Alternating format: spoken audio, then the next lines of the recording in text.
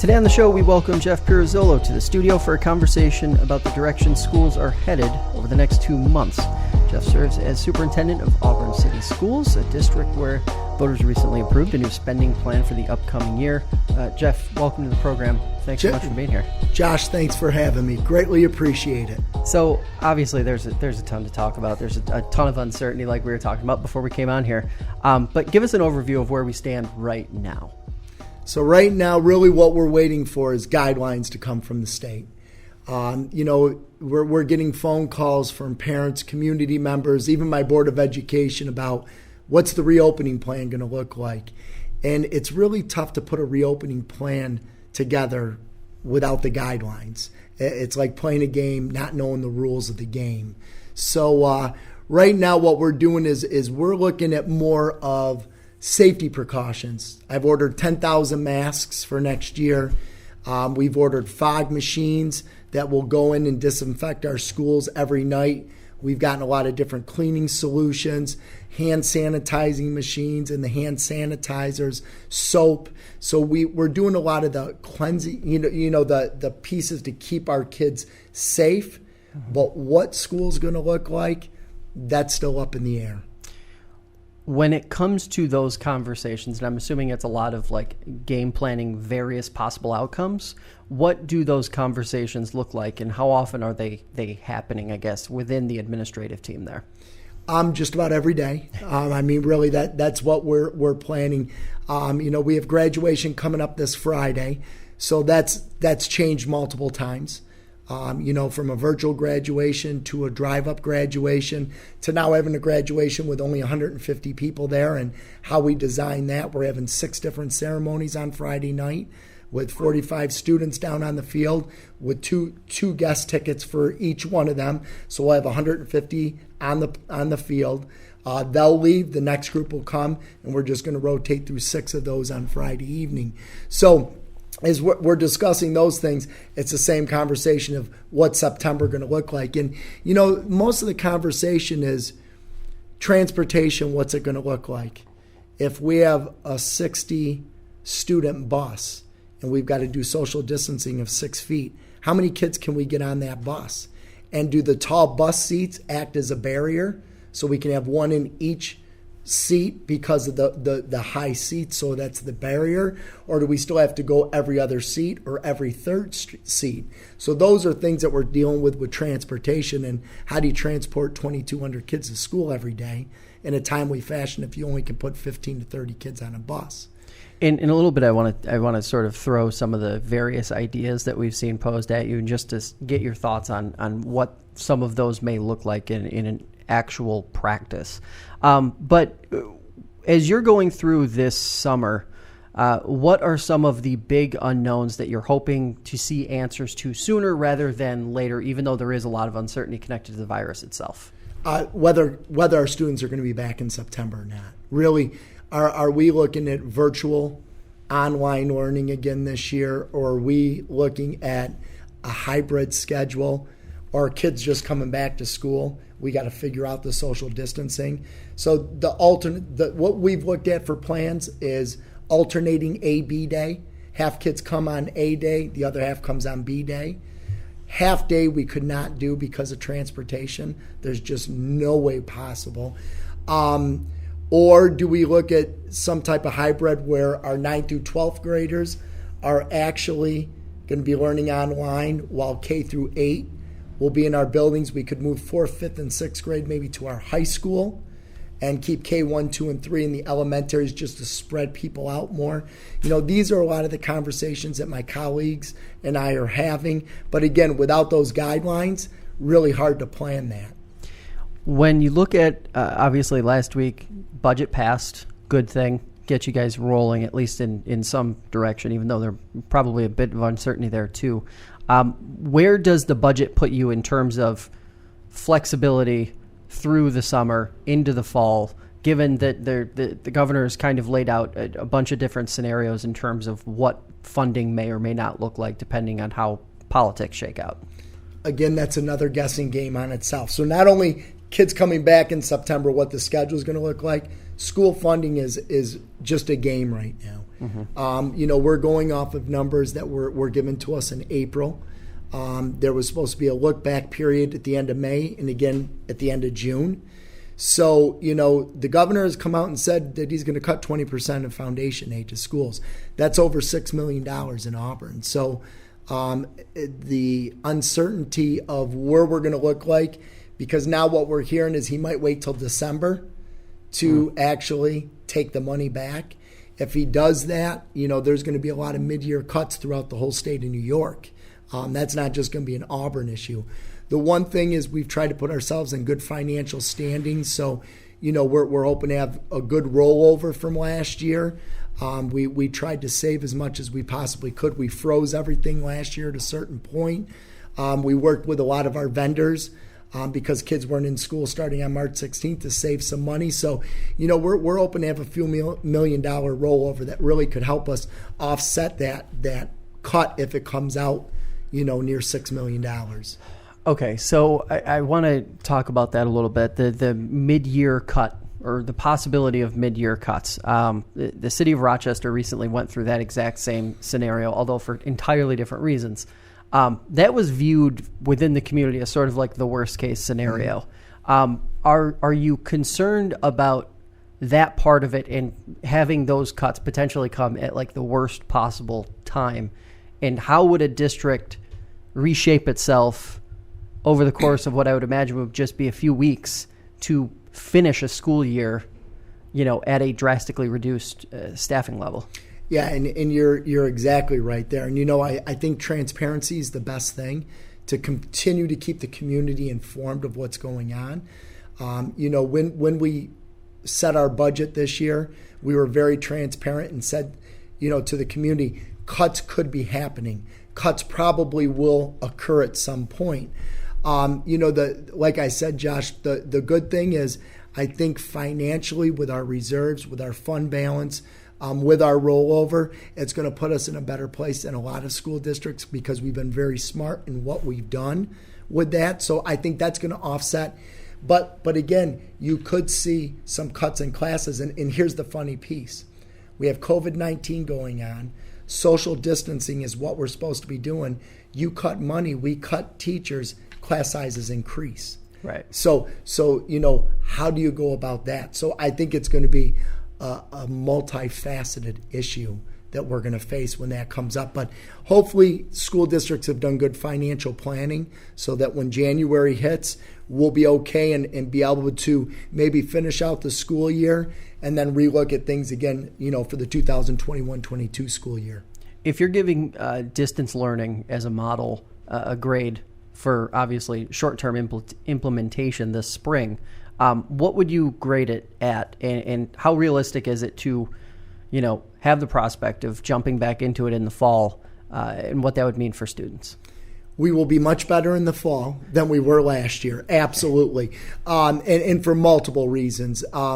One is this year was going to be our first year to be a one-to-one district. So every single student will have a Chromebook this coming year. It's taken us 5 years to get enough for every student, but this year was the last. We had 800 more to get, and we got them this summer. So every student is going to have a device. That's number one. Number two was the professional development piece. Our teachers learning how to do it, and we got crash courses on that. So this summer, that's what we're going to be spending most of our professional development money on is Google Classroom, Zoom. How are we going to be able to teach online? We're going to have set schedules. So this year, every teacher did something different. Next year, we'll have a designated time for English, for social studies, for science, for, phys ed, for health. Those will be in the afternoon, the elective type of thing. So our 4 core subjects will be in the morning with the language in the afternoon and then the elective. So we're going to get much better at this, but I think it was a crash course for all school districts. I would definitely say our secondary was a little bit higher of a score. Mm-hmm. Yeah, I know you want that A, B, C, D score, but we were a lot higher at the secondary. Elementary, K1, 2, 3, 4, they did packets the entire time we were off. We would do packets 3 weeks. The kids would get them. We would do them again another 3 weeks, collect those packets so we could just progress monitor. Teachers were in contact with the families, social workers, counselors, but we will be online, which again is tough for parents as well, because now parents got to find the time. When do we get our kids online? How do we, if they're going to daycare, how does daycare provide that? So, there's going to be a lot of hurdles if we are virtual in September. What about the prospect of potentially going through this process without sort of a no-fail backstop, where students, right or wrong, are judged on the merits of their work, and ultimately, some students will pass, some students will fail. How is that going? How are you concerned at all about how that may affect certain groups of students as opposed to others? That's one of the biggest issues because of equity, right? Yeah. Access, not every child has access to the internet. So, we provided about 200 hotspots to our families so that they could have internet access, as well as the Chromebooks for everyone. But Auburn has a lot of poverty. We're at about 60% poverty. So a lot of our poverty-stricken families don't have the money to pay for that. We as a school district have to figure out, make sure that they have access. But when you talk about rural school districts, you get out in Romulus, you get out in southern Cayuga, you get out in Cato, there's places where you can't get internet. So, even though we fight the poverty piece in Auburn, they're fighting the rural piece. So access and equity becomes a huge issue. And you're right, where is the fairness and kids that are passing? Again, students that have guidance with their families that are helping them through that versus some of our children that don't have the support structure there. And we were talking before we came on here that even the district has a group of homeless students as well that have to be planned for in some way, shape, or form. How do they fit into this prospective model of distance learning, continuing that into the future? Yeah, and again, they're very our homeless children are very transient. We have to keep tabs on them every week to make sure that they're still in the places that they're at. So again, even giving them hot spots, they jump back and forth. Mm-hmm. We talked about the feeding program. We deliver food to about 450 families by bus every Monday, Wednesday, and Friday from March 16th on. We would give 2 lunches and 2 breakfasts on Monday, 2 on Wednesday, and then 3 on Friday to cover them through the weekend. And then we did other boxes of food for the whole family on Fridays. We're continuing those all summer long for our kids. So access to learning for our homeless children is a very difficult task. And it's tough to educate those kids. Schools, we need to meet the basic needs of children. When we're talking basic needs, we're talking about safety, health, food, just a place to come that they feel comfortable and safe in. When our kids are coming to school that are homeless, sometimes they don't even feel that. So education becomes secondary because we're meeting the other basic needs. Now it becomes worse because they have to learn at home. So yeah, it increases the problem significantly. Okay, so some of our listeners are going to say, well, look, all of these issues that you guys are talking about have been issues for years in schools, and school has needed change for a long, long time. What do you say to those folks who feel like this is the right time to make some really big changes in the way schools operate? Do you have optimism that maybe some of those hurdles, those issues with around childcare and food stability can be ironed out so that schools can focus on being a school in the future down the road, even if it isn't maybe this upcoming school year, but 2-3 years down the road, maybe should we see some progress on that front? We hope so. We've got to see the silver lining in everything. And, we're going to make some changes because of COVID-19 that are going to be good for education. Mm-hmm. Our high school students, they should be doing some online schooling, gets them ready for college. I mean, otherwise they go in as a freshman and they're given a computer and now they're like, what are we doing with this? So one thing this has opened us up to, and I think many superintendents would agree, is that we can do some electives, we could do some dual credit college and high school courses online. So yes, I do think there's good pieces with it. And we've had issues in school for the last 100 years. They haven't changed. Absolutely. And it's that cycle. The homeless, the food piece and those things I think are a separate issue, but how we educate children I think is going to change. Do I think our kids need to be in public schools? Absolutely. They need that socialization. Mm-hmm. They need to be in school. They need to be around other children. They need the extracurricular activities. But there are pieces, though, that we could make their days more meaningful by using some virtual learning. Mm-hmm.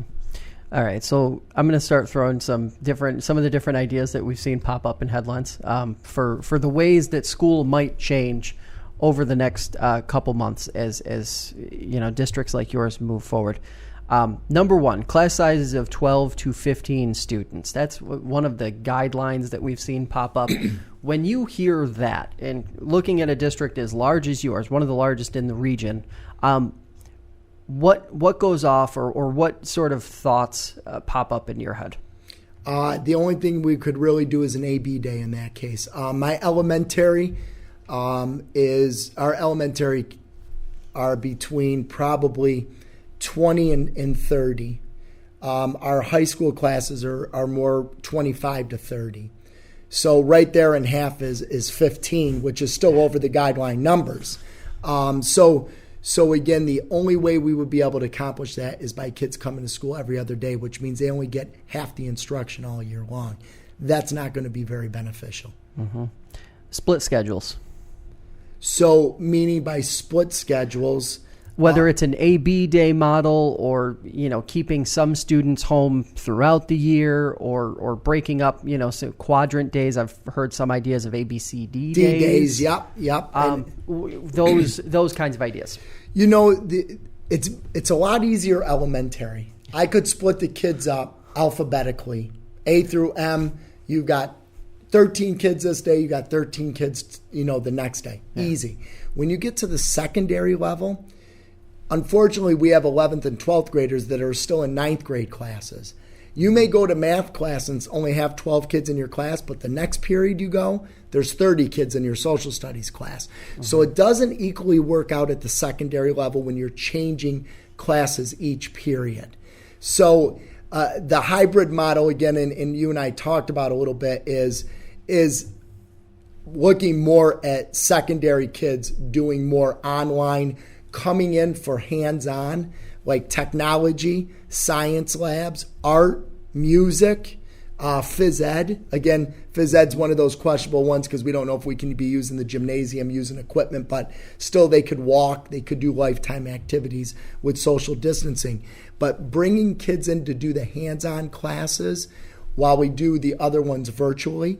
So I think there's a lot of different splits that can be done. But again, once we know what those guidelines are, because we have to find out if we're going to be allowed to have students in our schools.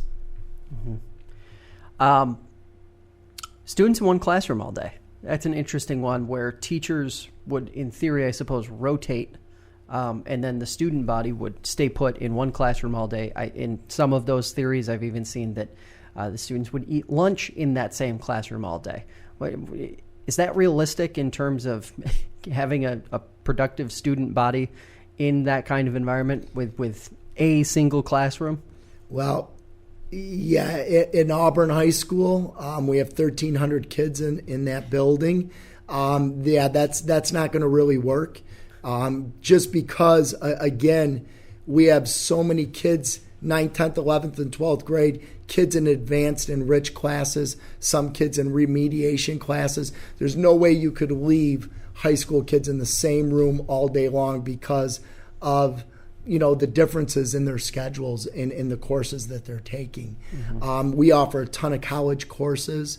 So, that would be absolutely impossible. Yes, again, at the elementary school, not an issue. Phys ed teacher could actually come into the room and do activities in there. Music could do music activities in there. Art, same thing.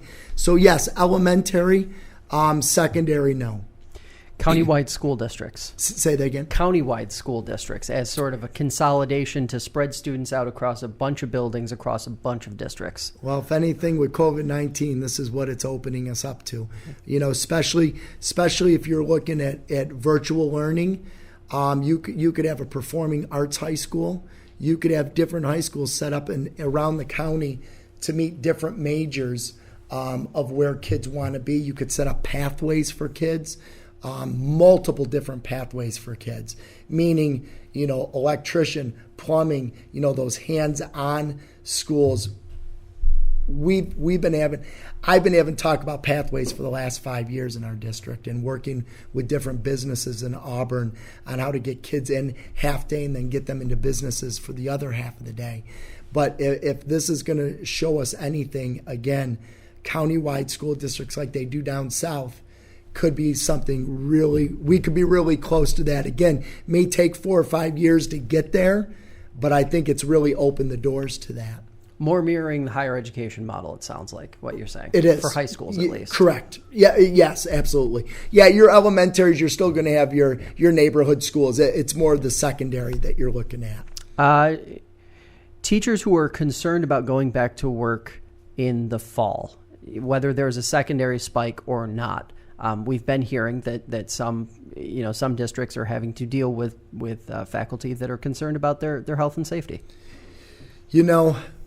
I'm more concerned about some of my faculty's health and safety more than they are, and I've had a couple of them stay home purposely because I worry about their compromised immune systems. I do think that many of our staff will be nervous about that, but a lot of our staffs are like, we got to help these kids out. I had more staff members saying, can I go to the kid's house? Can we do parades? Can we do this? And I kept saying, no, we have to be safe throughout this. Mm-hmm. But I do think that's going to be an issue in many, many school districts is, I've already got parents calling me about homeschooling their children for next year. Parents are scared, and that's okay. Mm-hmm. And we're going to help them through that. But yes, we're going to have some staff members that are definitely going to be hesitant on coming back. We've had a couple of retirements already, and I think it's been people that weren't planning on retiring this early. But again, I'm 50 years old. I'm getting up to that target area too. Mm-hmm. So, it's nerve-wracking, but we do have to make sure that we take care of our staff as well as our students, because we know that the older adults get hit with this a lot worse than our youth does. So we have to protect everyone. Student refusal, or obviously parents making that decision for their students. But how does a district like Auburn contend with that? You said you're already getting phone calls about homeschooling and that as a potential option. Not just the short term, but the long term. Would that have an effect on the district's various financial implications in year 2, 3, and 4 as you come out of this? If, say, 10 to 15 to 20% of students just don't come back this coming year and opt for a year of homeschooling?